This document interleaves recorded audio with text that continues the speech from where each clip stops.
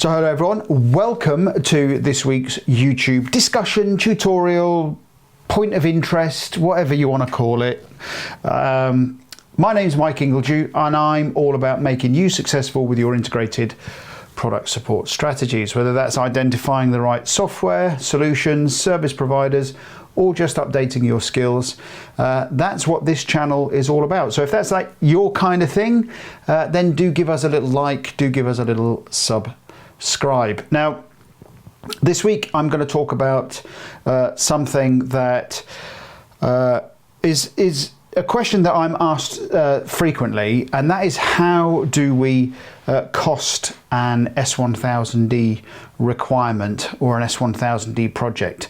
And this is basically a follow-on from a webinar that I did a couple of weeks ago. I did a webinar on the 6 methods on how to define an S1000D DMRL. I'll put the link above me or wherever it goes here on YouTube, and you can go and watch that completely for free. It's available on our website. You do need to create an account and then you can watch the webinar recording. Now, one of the questions I get asked is, how do we actually cost an S1000D project? And so I'm going to do a follow-up webinar to the DMRL webinar, and I'm going to look at some of the methods that I use when it comes to costing.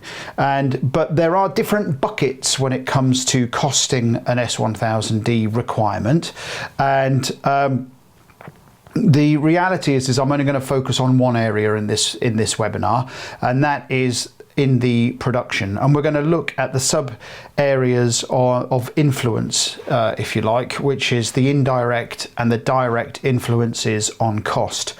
This is an area that I see projects getting wrong, and I see projects getting into deep water very quickly when they haven't defined what it is they're going to achieve from S1000D, the level of information they're going to create, and then the actual effort required to create S1000D based content. Now, this is something that I have developed a lot of time and energy to, because I look at areas of costs of S1000D and I add that to the life cycle of an S1000D project, and we look at how, from a through life perspective, how much S1000D is going to cost, both from a product owner as well as those in the information supply chain. Now, those of you who know what I mean by the information supply chain, it's a phrase that I coined that is to kind of describe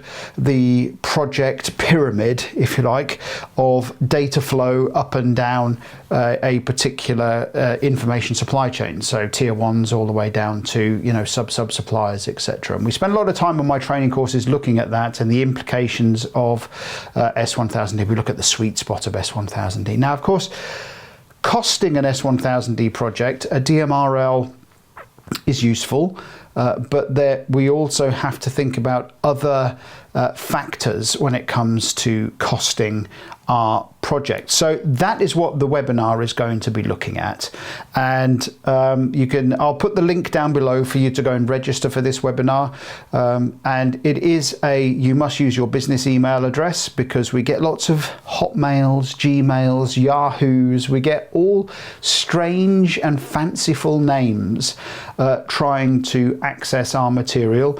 This one we are making sure that we only have business email addresses for, because I want to make sure that it's going to the right targeted audience. So if that sounds like something you could learn from and you could benefit from, then do come along, join the webinar. If you can't make the webinar, register for it, and then you'll be told how to access the recording afterwards. So looking forward to it. Be about 45 minutes long. We will look at the factors from a production perspective, both direct and indirect, on the costing of an S1000D project. Now, originally I was going to do this YouTube video, whatever, from a place called HMS Belfast in London. Now, if you've never been to London, this big river runs through it called the Thames, and on there is an old World War II battleship. It's called HMS Belfast. It's now part of the Imperial War Museum.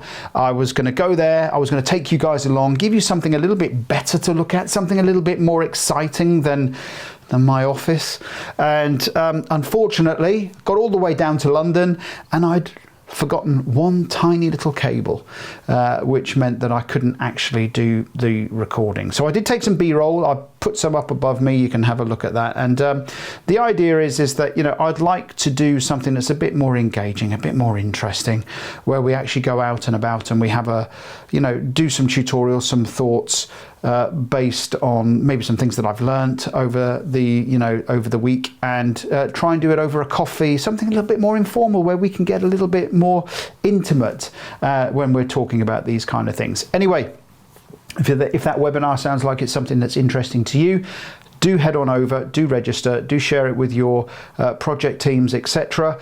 And I look forward to seeing you on the webinar.